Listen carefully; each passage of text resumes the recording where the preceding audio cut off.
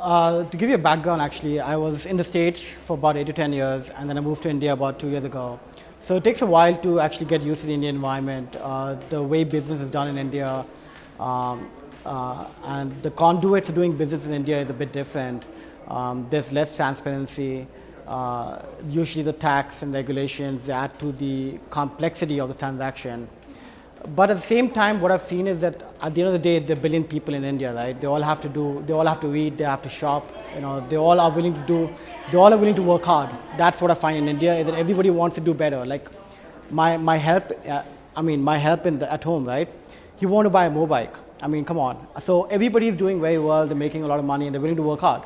And we fill in the space where we find good entrepreneurs who are looking to work hard, have a good idea, have a good business plan, have a good management team, and are just looking for either expansion or looking for working capital. That's where we come in.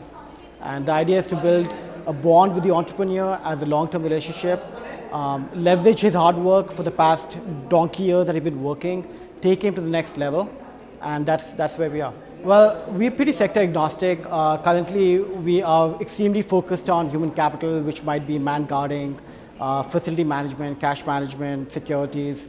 Also, anything with consumer goods, because a lot of people in the States are very excited about all these people doing well and having a lot of money in India. So anything with consumer good is a very good sector to be in right now.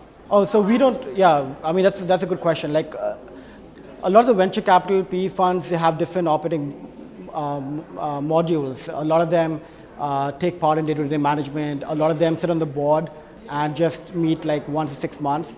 We have almost like a mixed approach towards managing businesses. Operationally, we don't like to do anything because we don't want to fill in the gaps of the entrepreneur. We know the entrepreneur is there for a reason, and we're funding him because we know he can do the business very well. But what I find in India, a lot of people lack is leveraging. How do you leverage your hard work? How do you leverage a 30 years experience in this sector or whatever company you're working in? So basically, that's where we come in. I mean, we're looking for entrepreneurs who are looking to leverage their hard work, either by going IPO, either through M&A, or any of the exits out. And plus, what we also do is that we can arrange for cheaper sources of funding for the entrepreneurs. A lot of the entrepreneurs, they go to banks, they go to angel investors, but usually that doesn't really work out for them in terms of equity or in terms of interest that they have to pay on debt, for example.